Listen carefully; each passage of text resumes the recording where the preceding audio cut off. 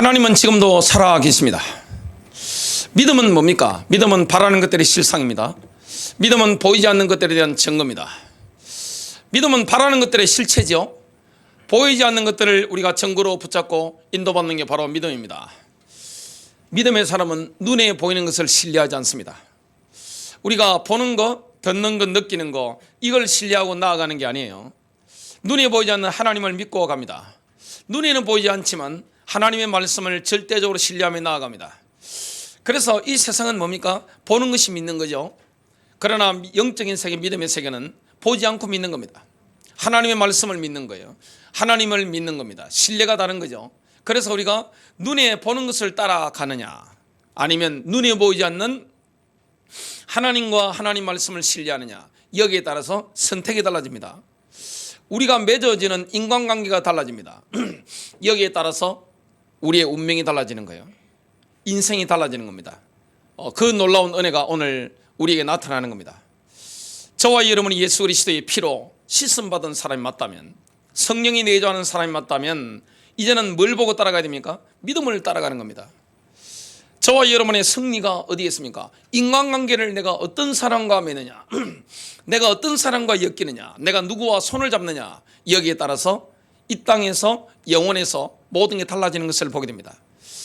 오늘 중요한 인물들이 나오는데요, 여호야다 같은 제사장이 있고, 또 여호세바 같은 이런 여자 가운데 믿음의 사람이 있고, 요아스 같은 이런 인물도 있습니다. 그리고 유다의 방백 같은 인물들도 있습니다.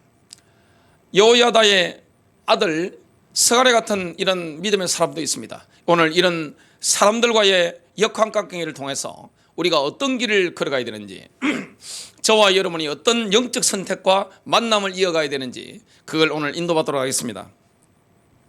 첫 번째입니다. 대제사장 여호야다와 이스라엘 왕 유다의 왕 요아스는 하나님의 말씀과 하모니를 이루어 영적 전쟁을 승리로 이끌었습니다. 여호야다는 대제사장이었고 요아스는 지금 남유다의 왕이 됩니다. 이 두 사람이 지금 정치 권력과 종교 권력이 하모니를 이루어 가지고 인도를 받았는데 완전히 영적으로 승리한 것을 보게 됩니다. 그 당시는 굉장히 변화무쌍한 시기였죠. 지금도 지금 전환기다 보니까 모든 게 다 어렵죠. 그 당시도 많은 여러 가지 전환기였습니다. 여호사밧 왕이 굉장히 훌륭한 임금인데 치명적인 실수를 한 게 있습니다. 믿음의 선택을 한 게 아니라 정치적인 선택, 인간적인 선택을 했기 때문에 굉장한 어려움을 당하게 되는 거예요. 그 당시에 역사의 중심은 북이스라엘입니다.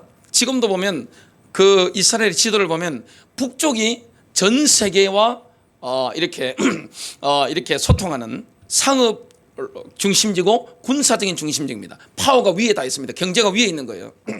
남유다는 종교 권력이 강했지만 위에 비해서 힘이 굉장히 약했던 겁니다. 위에는 10집하고 밑에는 2집밖에 안 되는 거예요.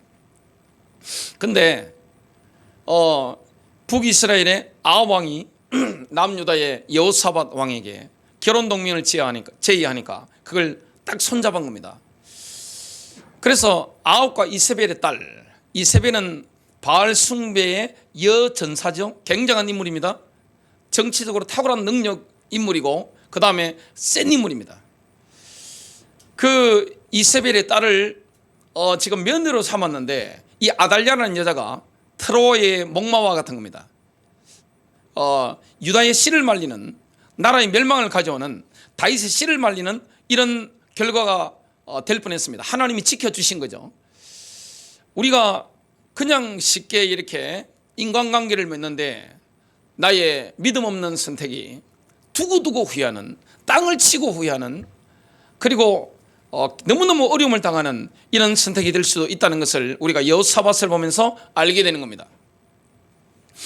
북이스라엘에 뭐가 일어나냐? 혁명이 일어난 겁니다. 하나님께서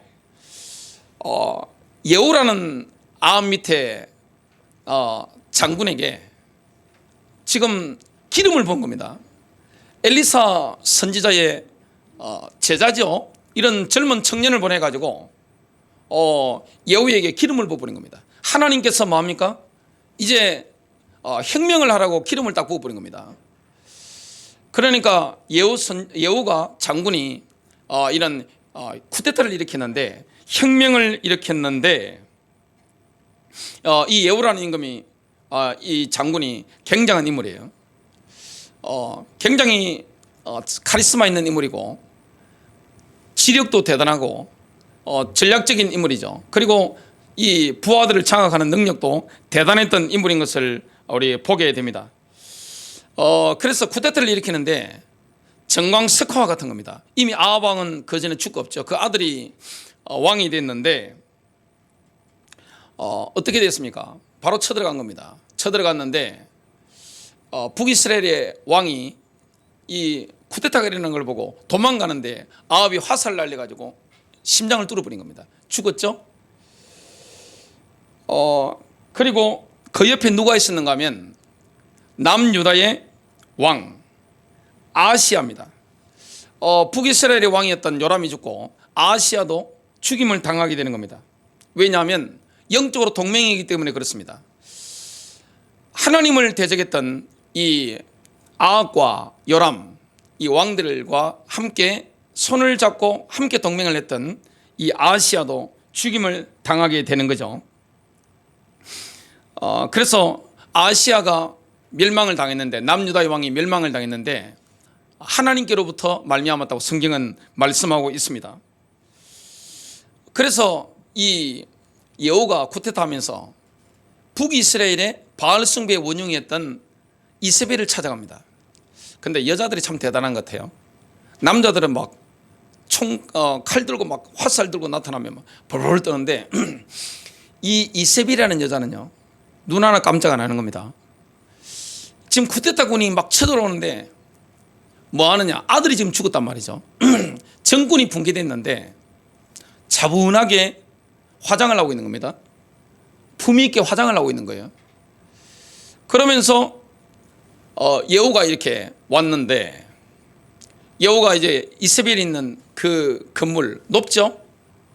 그 건물을 향해서 이렇게 말합니다. 예후라는 임금이 참 대단한 거예요. 하나님이 사람을 뽑을 때 괜찮은 인물을 뽑습니다. 그걸 실행할 수 있는 인물을 뽑죠. 사단도 자기 일을 실행할 때 이세벨 같은, 아달랴 같은 아주 특수한 뛰어난 인물을 뽑죠. 예후가 뭐라 하느냐, 직접 죽이지 않습니다. 내 편이 누구냐, 쿠데타를 일으켜가지고 지금 하나님의 명분이 지금 예후에게 있는 겁니다.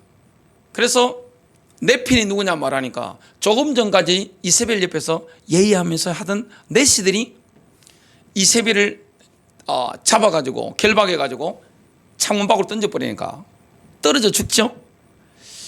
그래서 예후 장군이 말을 타고 그 이세벨의 시체 위에 가서 말로 밟는 겁니다. 그 다음에 어디로 갑니까? 수도 사마리아로 들어갑니다. 그 예후 장군이 군대를 데리고 수도 사마리아로 가는데 이 예후라는 인물이 심리전이 돼갑니다. 그냥 쳐들어가는 게 아니에요. 편지를 하나 딱 띄웁니다. 뭐라고 합니까? 지금 북이스라엘의 지도층들, 그 다음에 왕자가 70명이나 있었기 때문에 그 70명의 왕자들의 스승들 있죠? 그 스승들에게 뭐라고 하느냐, 이스라엘 가운데 아합의 아들들 가운데 가장 훌륭한 사람, 뛰어난 사람을 왕으로 한번 세워가지고 나하고 한번 붙어보자, 그렇게 된 겁니다. 그 편지를 받아보고 지금 북이스라엘의 파워 엘리트들과 왕자들의 70명의 스승들이 벌벌 막 떠는 겁니다. 시킨 대로 하겠다는 겁니다. 그러니까 다시 은밀한 편지를 딱 보낸 겁니다.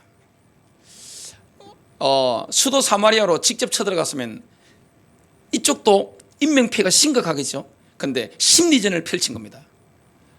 너희들이 그 왕자들의 70명의 목을 가져와라. 은밀하게 편지를 딱 보냈는데 그 편지를 받아가지고 북이스라엘의 파워 엘리트들 그룹과 그 다음에 왕자들의 스승들이 70명의 왕자들 머리를, 목을 다 빼가지고 광주리에 담아가지고 예후에게 갖다 바친 겁니다. 예후가 뭐라 하느냐, 그 70명의 아합의 아들들의 왕자들의 머리를 성문 앞에 놔두러 갑니다. 그 다음날 날이 밝았습니다. 여우가 나와서 뭐라고 선포하느냐. 이 쿠데타가 하나님께로부터 왔다, 이렇게 선포합니다. 열왕기하 10장 10절입니다. 그런즉 이제 너희는 알라.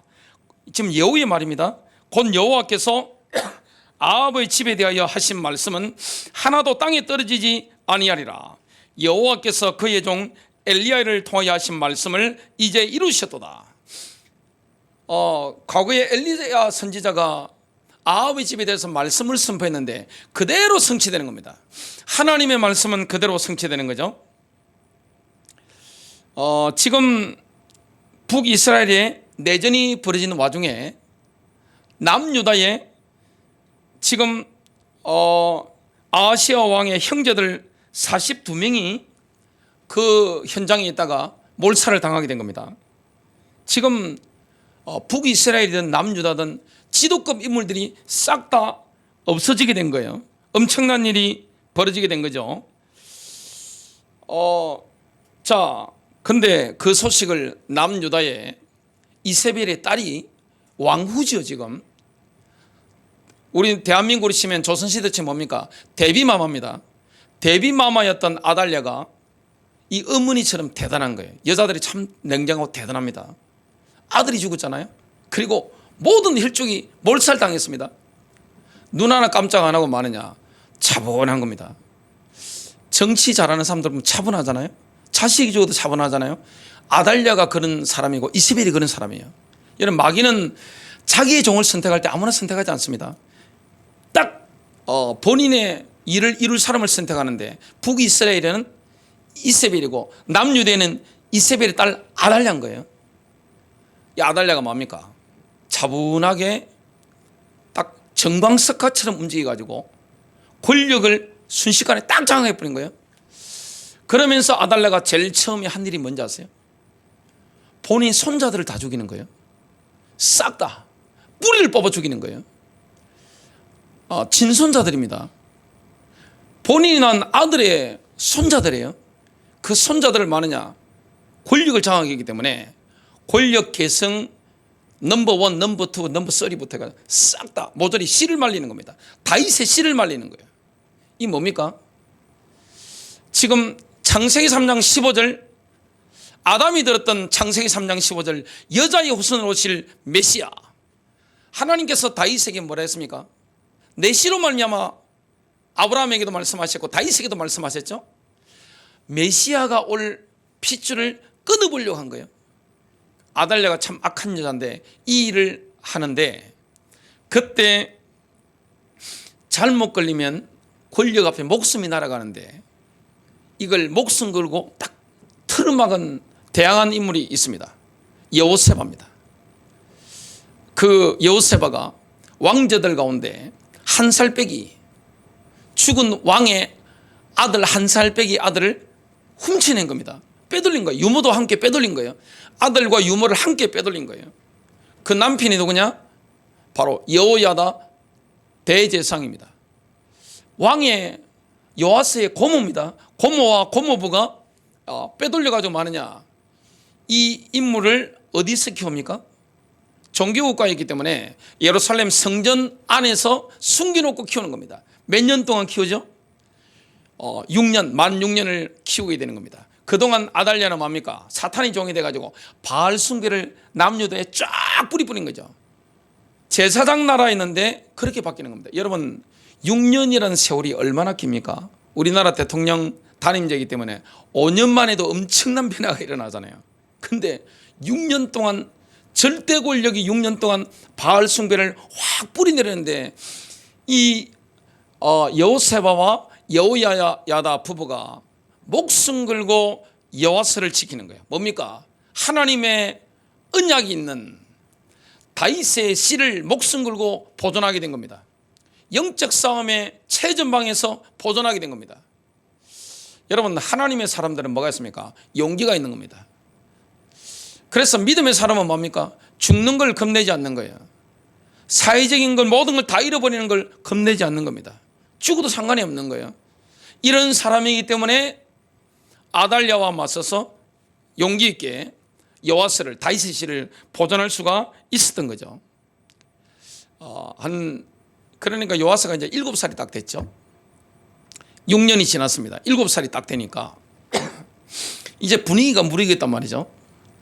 지금 제사장 나라에서 바알 숭배를 워낙 강요하니까 제사장 그룹이 암묵적으로 여호야다를 지지하게 된 겁니다. 그리고 아달랴가 정치적으로 학정을 일삼으니까 민심이 굉장히 흉흉해지는 거예요. 그래서 여호야다가 정치적인 흐름을 딱 보고 디데이를 잡았는데, 친위 쿠데타를 일으키는데 그 디데이가 뭐냐? 안식일입니다. 왜 안식일을 디데이로 잡았는가 하니까 제사장들이 그룹별로 이렇게 안식일 날 교대를 하잖아요. 그러면 교대를 하는데 안식일에 교대하기 위해서 두 그룹이 모이니까 이게 군사력이 되는 겁니다.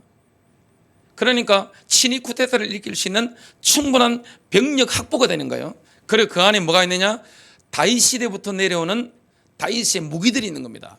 그 무기들을 제사장 그룹에 나눠주고, 지금 7살밖에 안 된 요아스의 유다의 왕의 즉위식을 거행하는 겁니다. 어려운 거 아무것도 없어요. 뭐 하는 거냐? 그냥 선포하고 왕의 면류관을 씌워주고 유다의 왕은, 이스라엘 왕은 하나님의 율법대로 통치를 해야 되기 때문에 율법을 이렇게 손에 쥐어주고, 또 하나님이 인정해야 되기 때문에 여호야다 대제사장이 요아스의 머리에 기름을 붓는 겁니다. 왕으로서 기름을 붓는 거예요. 그걸로 즉위식 끝나버렸어요. 완전 뭐 그냥 정광석화 같은 겁니다. 번개치는 것처럼 금방 해치워버린 거예요. 그러니까 왕이 면류관을 쓰고 7살짜리 왕이 이렇게 안고 있으니까 백성들이 왕만세하고 환호를 하니까 그 소리를 아달랴 여왕이 듣잖아요. 유일한 남북의 유일한 여왕인데 듣고 난리가 났잖아요. 와, 이래 된 겁니다. 딱 한 겁니다. 그때 여호야다가 지시를 하죠. 성전 바깥으로 끌어내서 죽이라. 그래서 죽이고 이 쿠데타가 완성이 되고 이런 요아스가 왕의 자리에 앉게 됩니다. 그때부터 지금 스승이죠. 대제사장이면서 여호야다와 7살짜리 소년 왕이 마음이 하나 된 거예요. 영적으로 하나 된 거예요. 지금 여호야다가 지금 어린 왕에게 절대적인 영적인 영향을 미치는 거예요. 이게 하나가 되니까 어떻게 됩니까? 놀라운 사실은 하나님의 영광이 임하니까 나라가 잘 되는 거예요.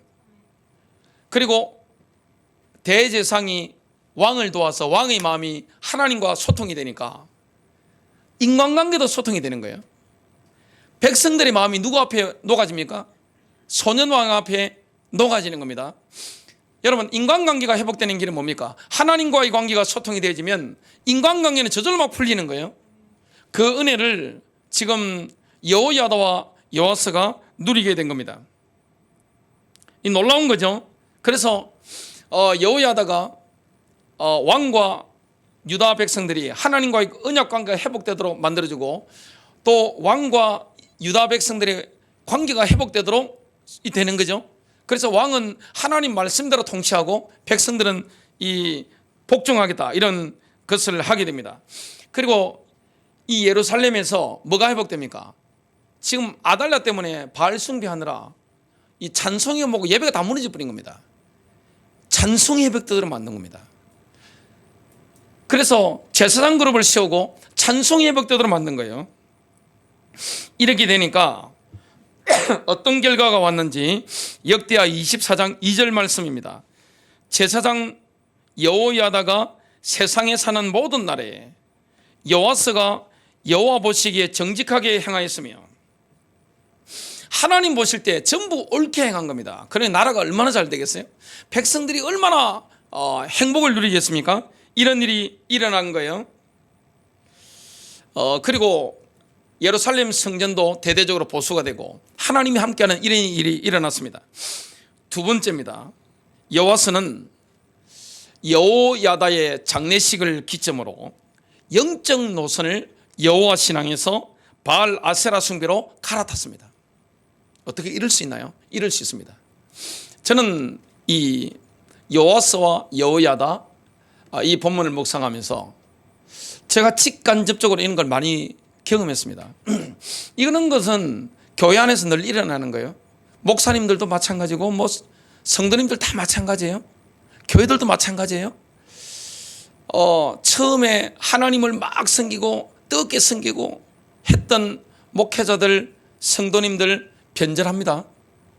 변절하는 것 같아요. 우리 목사님은 안 그럴 것 같아요. 제 이름이 신성길이니까 우리 신 목사님은 안 그럴 것 같아요. 그런 거 없습니다. 사람은 하나님이 붙잡아 주지 않고 본인이 끊임없이 자기를 버리지 않으면 변절합니다. 젊은 시절에 이렇게 의분을 가지고 시작했던 삼국지를 한번 보세요. 저는 삼국지를 많이 봤어요. 전집, 이런 전집을 굉장히 많이 봤습니다. 삼국지 보면 뭐 조조나 유비나 뭐 송건이나 다 대단한 인물들이잖아요. 그 윗대도 대단한 사람들이 많잖아요. 처음에 어렵게 막 이렇게 합니다. 나중에 뭡니까? 나중에 그 이중택 교수의 삼국지 같은 거 읽어보면 제가 느낀 게 있습니다. 제 마음에서 욕이 막 나올라 하더라고요. 뭐 조조나 유비나 다 송건 다 마찬가지였습니다. 욕이 나오려는 거 제가 참았습니다. 교회는 안 그럴 것 같아요? 다 비슷합니다. 지금 여호와스가 변절하는 이런 것들은 교회 안에서 목사님들이 다 하는 거예요. 그리고 일반 성도님들이 지금 다 하고 있는 겁니다. 옛날에 믿음 막 좋고 순수하게 주님을 섬겼던 거 순간 갈아타는 거 잠깐입니다. 아주 잠깐입니다. 돈 앞에 잠깐이에요. 인간관계 앞에 잠깐입니다. 그냥 헷갈하게 버리는 겁니다. 자, 여호야다가 지금 정권을 몇 년 잡았죠? 여호와스가 지금 1살 때부터 계속 잡았으니까 한 30년 잡았네요. 30년 장기 집권을 한 겁니다. 습정을 한 거예요, 대체로. 그리고 왕이 성인이 되는 13살 이후에도 절대적인 영향을 미쳤죠. 여호야다가 워낙 하나님 말씀과 하나님과 통하는 인물이기 때문에 이스라엘 백성들이 전부 다 존경하는 거예요. 그 여호와서는 딱 보니까 백성들이 지금 여호야다를 존경하는 마음이 엄청나단 말이죠. 어떻게 할 수가 없어요. 그러면 여호야다 한 명만 제대로 붙잡고 인도받으면 민심은 다 끌어오는 거예요. 근데 그 축이 무너져 버린 겁니다. 버팀목이 사라져 버린 거예요. 근데 왕이 지금 몇 살입니까? 30살밖에 안 되는 거예요. 근데 여호야다가 죽었는데 그때 누가 오죠? 유다의 방백들이 왕에게 나와서 하는 게 있습니다. 정치인들이 나타난 거예요. 유다의 파워 엘리트 그룹이 나타난 거예요. 와서 뭡니까? 왕의 마음이 바람이 들어가도록 만드는 거예요. 우쭐하도록 만드는 겁니다. 완전 그냥 자만심이 막 들어가도록 막 교만이 막 생기도록 바람을 확 집어넣은 겁니다. 그 왕이 젊은 시절에 이제 나라를 제대로 할 수 있다는 이 아이윌의 기운을 갖다가 확 집어넣은 거예요. 그 방백들의 기운을 젊은 30살밖에 안 된 왕이 확 받은 거예요. 자, 그때 어떻게 됐습니까? 역대하 24장 17절 여호야다가 죽은 후 유다의 고관들이 와서 왕에게 엎드려 절하니 왕이 그들에게 경청한지라. 여러분, 지금 이 유다의 고관들, 방백들은 나이가 어느 정도 될까요? 여호와스 왕의 아버지 뻘이죠. 사람은 딱 만나보면 기운이라는 게 느껴진단 말이죠. 지금 유다의 방백들, 이 엘리트들은 산전수전 다 겪은 사람들입니다. 백전노장들이에요. 근데 30살밖에 안 된 이 왕은 뭡니까? 그분들이, 그 사람들이 봤을 때는 완전히 애송입니다. 그 애송이 앞에 와서 뭡니까? 무릎을 꿇고 절하면서 왕을 이렇게 확 세워주는 겁니다. 밀담을 나누는 거죠. 다른 사람은 지금 없습니다. 왕과 지금 방백들이 대화를 하는데 그 제가 이 묵상을 하면서 느낀 게 있습니다. 이건 지금 어느 교회나 있는 거예요? 어느 세계나 있는 겁니다. 여러분 사람이 딱 만났을 때 왕은 지금 혼자란 말이죠. 뭔가 정치는 혼자 어떻게 합니까? 정치는 세력 없이 못하는 거예요. 근데 지금 유다의 방백들은 인적 파워를 제공해 줍니다. 최고의 사람들이에요. 그 다음에 물적 파워를 제공해 줍니다. 이 사람들만 잡으면 유다를 통치하는 게 별 무리가 없겠다 판단한 거예요. 내가 할 수 있다고 판단한 거예요. 그래서 여호야다의 장례식에서 뭐가 이루어집니까? 거래가 이루어지는 거예요. 손을 딱 잡는 겁니다. 이거는 어느 교회나 어떤 조직이나 다 있는 거죠. 이 손잡은 것 때문에 지금 여와서 나중에 망합니다. 완전히 망하게 되는 거예요. 여러분 교회 안에는 지금 제사장 나라니까 교회 국가란 말이죠. 교회 안에는 영적 노선이 많습니다. 한 교회 안에 어떤 교회든지 영적 노선이 굉장히 많은 거예요. 야훼 신앙원으로 가든지 바알 아세라 신앙원으로 가든지 영적 노선이 굉장히 많습니다. 이게 선택의 문제란 말이죠. 여호와스가 나이 30에 됐는데 몰라서 바알 아세라를 선택했겠어요? 본인이 얼마나 많은 사람 죽였어요? 바알 섬긴다고. 근데 헷가다가 완전히 바꾼 겁니다. 정치 노선, 영적 노선을 180도 바꾼 겁니다. 몰라서 그런 게 아니에요. 다 알고 하는 겁니다. 여러분 예수가 그리스도인 걸 사람들이 왜 모릅니까? 대한민국 사람, 미국 사람 알고 있습니다. 근데 의지적으로 거부하는 거예요. 메시지를 못 알아들어서 그런 게 아니라니까요. 현실적인 선택을 하는 겁니다. 이거의 선택을 하는 겁니다. 제가 장신대 총장 하시는 목사님 세미나를 들으면서 그분이 군목 출신인데 이런 말씀을 하시더라고요. 군목할 때 참 답답했대요. 왜냐하면 전부 다 교회 나오는 동기가 뭔지 아세요? 주일날 한 자리 하려고 승진하려고 하는 겁니다. 그래서 그거 보고 굉장히 힘들었는데 세상 나와가지고 일반 교회 실상을 보면서 깜짝 놀랐답니다. 그래도 군인들은 순수하죠. 승진이라는 가면 하나만 쓰고 있습니다.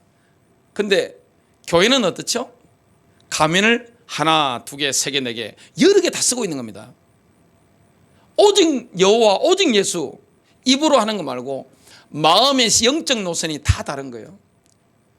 지금 여호와스가 몰라서 그런 게 아니에요. 영적으로 돌파해 나갈 만한 뭐가 없습니까? 믿음의 배짱이 없는 거예요. 그런 파워가 없다는 걸 본인이 아는 거예요.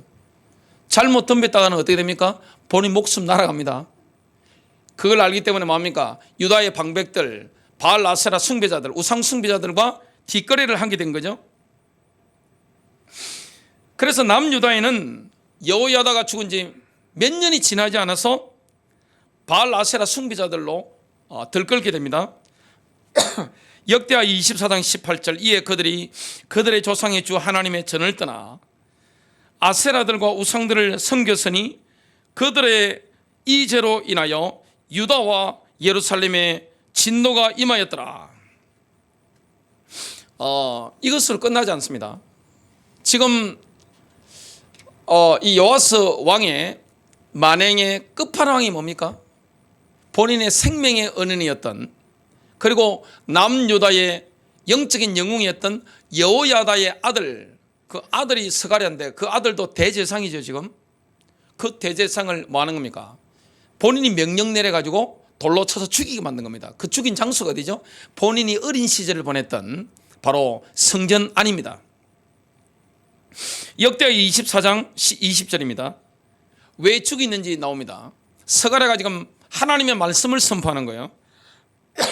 하나님이 같이 말씀하시기를 너희가 어찌하여 여호와의 명령을 거역하여 스스로 형통치 못하게 하느냐 하셨나니 너희가 여호와를 버렸으므로 여호와께서도 너희를 버리셨느니라. 이 예언을 듣고 말씀을 듣고 여호와서는 격분한 겁니다. 그래서 명령 내려가지고 여호야다 대제사장의 아들, 지금 현직 대제사장 스가랴를 돌로 쳐서 죽이게 만든 겁니다. 세 번째입니다. 여호와서는 자신의 영적 선택에 대한 대가를 톡톡히 치르게 되지만 하나님께서는 다윗의 가문에 헤세드를 베푸셨습니다. 하나님의 인자하심은 끝이 없는 거예요. 하나님이 그렇게 은혜로우신 분인 것을 우리가 보게 됩니다. 여러분, 제사장 스가랴가 성전 뜰 안에서 맞아 죽어가면서 마지막 기도를 이렇게 드립니다. 역대하 24장 여호와는 감찰하시고 신원하여 주옵소서. 이 일을 갚아주옵소서. 그렇게 기도했는데 그 기도가 순차적으로 탁탁 응답되어 옵니다. 여호와스가 스가랴를 죽인 지 만 1년 만에 하나님께서 시리아 왕 하사엘을 지금 남유다를 치는 몽둥이로 사용하셨습니다. 시리아 군대는 유다가 우상을 따르도록 압박했던, 여호와스가 우상을 따르도록 압박했던 그 유다의 방백들 있죠. 몰살시켰습니다. 대제사장 여호야다가 죽었을 때 와서 지금 여호와스와 야합을 냈던 유다의 방백들 누구를 통해 죽입니까? 그 지금 유다의 적국이었던 시리아 왕을 통해서, 그 군대를 통해서 싹 모조리 다 죽였습니다. 한 명도 남기지 않고 싹 다 죽인 것을 보게 됩니다. 그걸로 끝나지 않았습니다. 여호와스는 급하니까 벌벌 떨면서 성전에 있는 보물창고, 왕궁의 보물창고에 모든 금을 모아가지고 뭐합니까? 하사엘에게 다 갖다 바칩니다. 돈으로 평화를 산 거죠. 근데 오래 가지 않았습니다. 시리아 군대가 전쟁을 하는 가운데 왕이 지금 부상을 입은 거예요. 침상에 누워 있는 거예요. 마지막 하나님의 징계가 내리는데 누가 들고 일어납니까? 지금 여호와스의 최측근이었던 신하들이 분노해가지고 왕을 침상에서 뭡니까? 죽이는 거예요. 그렇게 비참하게 죽습니다. 자, 역대하 24장 24절 한번 보겠습니다. 왜 아람 군대가 승리했는지 이유가 나옵니다. 아람 군대가 적은 무리로 왔으나, 부대가 적었어요. 침략군이 아주 적은 부대가 왔습니다. 여호와께서 심히 큰 군대를 그들의 손에 넘기셨으니, 유다는 군대가 굉장히 많았습니다. 이는 유다 사람들이 그들의 조상들의 하나님 여호와를 버렸습니다. 여러분, 전체가 하나님을 배신한 거예요. 이와 같이 아람 사람들이 여호와스를 징벌하였더라. 그리고 역대하 24장 25절, 여호와스가 지금 죽는 장면이 나옵니다. 여호와스가 크게 부상하며 적군이 그를 버리고 간 후에 비참하게 됐죠. 그의 신하들이 제사장 여호야다의 아들들의 피로 말미암아 반역하여 그를 침상에서 쳐 죽인지라. 다윗성에 장사였으나 왕들의 묘실에는 장사하지 아니하였더라.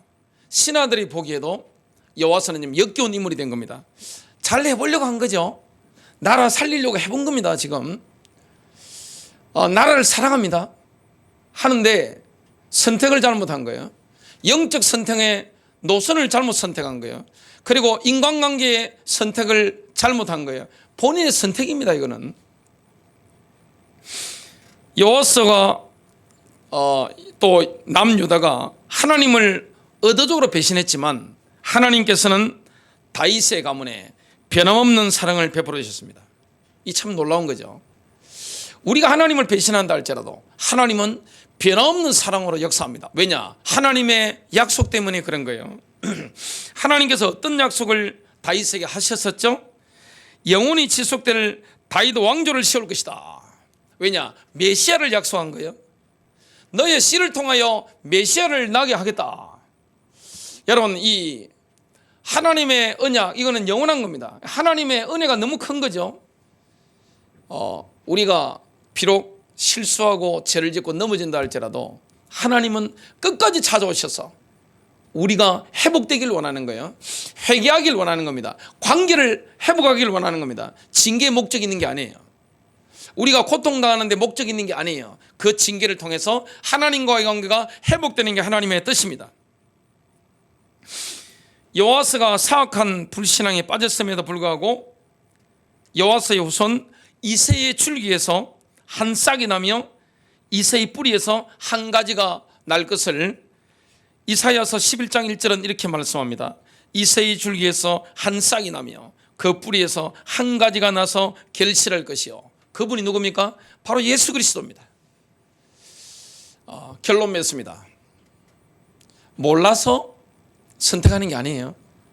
특히 대한민국이나 미국 같은 나라는 성경이 얼마나 많아요? 온라인으로 설교가 얼마나 많아요? 주변에 예수를 믿는 사람이 얼마나 많습니까? 정보가 다 오픈되어 있잖아요. 과거에는 정보가 제한되어 있습니다. 그런데 지금은 손에 스마트폰이기 때문에 어떤 교회 어떤 목사 설교도 다 들을 수 있습니다. 성경 다 들어가 있습니다. 선택은 누가 하는 겁니까? 내가 하는 거예요. 그 대가도 내가 담당하는 거예요. 영적인 선택. 내가 어떤 선택을 하냐. 정말 그래서 믿음이 있어야 되는 거죠. 내가 믿음으로 선택한다. 내가 영으로 선택한다. 내가 누구와 손을 잡느냐. 이것은 나의 영원한 운명을 바꿉니다. 여러분 여호야다가 되시길 바랍니다. 주변에 있는 모든 인물들에게 확신이 없잖아요. 대한민국 정치를 보세요. 이쪽에 10% 이쪽에 10%입니다. 중간에 80%가 있습니다. 80%는 뭡니까? 센 대로 왔다 갔다 합니다. 그죠? 이쪽이 붙었다가 저쪽이 붙었다가 이쪽에 양쪽에 10%는 강구합니다. 여러분 신앙의 세계도 똑같아요. 교회 안에도 여러 갈래의 영적 노선이 있습니다. 교회마다 차이가 있습니다. 그리고 대한민국 안에도 여러 갈래의 영적 노선이 있습니다. 그 어떤 노선을 선택합니까? 거기에 따라서 이 땅의 운명, 영원한 운명이 달라집니다. 몰라서 그랬다? 그런 거 없습니다. 선택입니다. 승리하시기를 주님의 이름으로 축복합니다.